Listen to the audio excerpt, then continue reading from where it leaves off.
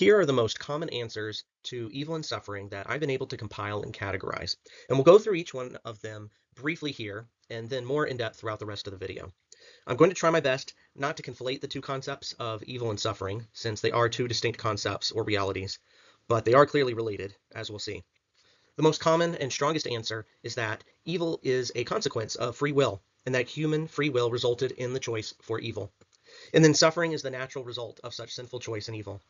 Though many will add that suffering also comes directly from God as punishment or discipline for evil choices.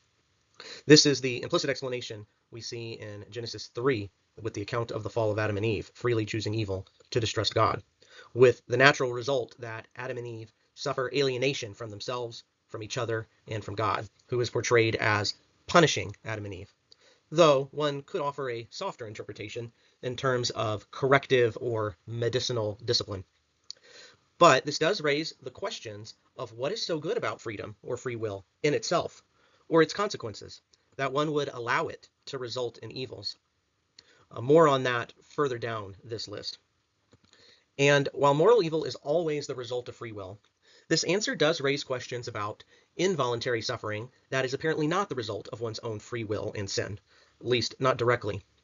So with that in mind, another answer to the problem of suffering is to say that the possibility of physical or emotional pain is just inherent in the created order of things, inherent in the nature of created beings, which can change, and thus change in themselves for better or worse, and thus cause changes in other things for better or worse.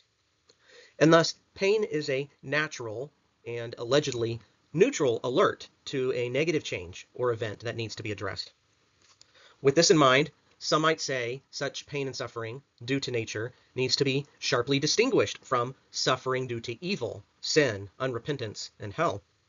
A few go so far as to say we should not even call such natural pain and suffering an evil, properly speaking. I think there is some truth in such an approach. For example, I wonder, have evil and suffering always been the strongest objections to the existence of God or the truth of Christianity? I can't help but wonder if the removal of so much physical suffering by Christianity and capitalism has made this objection seem stronger today than in the past, when physical suffering was more widespread, acute, and humbly resigned to.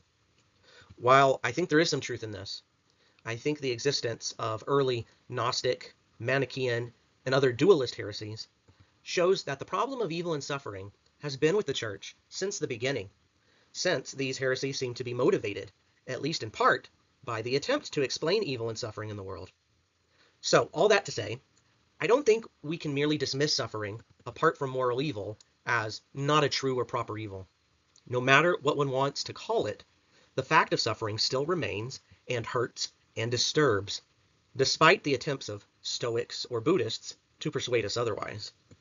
So, whether moral or natural or physical or involuntary in nature, all evil and suffering deserves some explanation, which brings us to our next fundamental and popular answer to why God allows evil and suffering, namely the good that can be drawn out of evil. Basically, the transformation of an intrinsic evil into an instrumental good, good for the person suffering or for others around the sufferer. Of course, this answer raises the question of how much good, what kinds of good, and which specific goods come from God that compensate for allowing the freedom to choose, and thus allowing or tolerating any evil, rather than preventing all of it. Attempts have been made to answer that the goods that result from freedom and tolerating evil are very good and worth it. One might start from the fact that evil provides a contrast, and thus at least a greater recognition of truth, goodness, beauty, morality, meaning, and purpose. One might go so far as to ask how such things can be recognized at all apart from the existence of their opposite, though that may be going too far. But beyond mere contrast, recognition, and appreciation, one can answer that suffering can have the good quality of soul building or the formation of virtue or character, often through tests and trials, in order to help explain and illuminate the mystery and how these goods can be worth God allowing evil. Many appeal to more relatable analogies, like parenting, medicine, vaccination, surgery, nightmares, or sports, where there is some sort of pain or discipline involved, but The good gained from it is obvious and often obviously greater than the evil experienced or tolerated to obtain that good. Of course, one would need to evaluate how valid those analogies are. Other similar answers to the problem of suffering focus on the sacrificial or redemptive value of our suffering in atoning for sin and purifying us for heaven. Another common and very biblical answer is to focus on the reality of the afterlife and how those who believe, love, and trust in God will be compensated and rewarded in a way that far exceeds, perhaps infinitely exceeds, the suffering of our earthly lives. And everything will be set right and remedied. A more modern philosophical or epistemological approach to the problem of suffering is to recognize the limits of our ability to know all the good effects and consequences of suffering, and to assert the need for humility. This answer reminds me of Gandalf's words to Frodo that even the very wise cannot see all ends. He says this in relation to tolerating the existence of evildoers like Gollum. Such epistemic humility then leads to the question of whether we can or should trust God, that he is indeed working all things for good. Lastly, we'll touch upon what I believe is the most emotionally satisfying answer to the problem of evil and suffering, which is the passion of Jesus and his embrace of suffering and trust in the Father's will, who denies his request for a relief from suffering. Here is a quick visual summary of the rest of this video presentation with categories of answers on the left and the source giving those answers on the right, such as biblical books or authors, early church fathers, the catechism, or a prominent apologist. I'll try to go more or less in this order, but you'll have to forgive any disorganization or sloppiness since some of the answers are very much related to each other or come up together in a single source.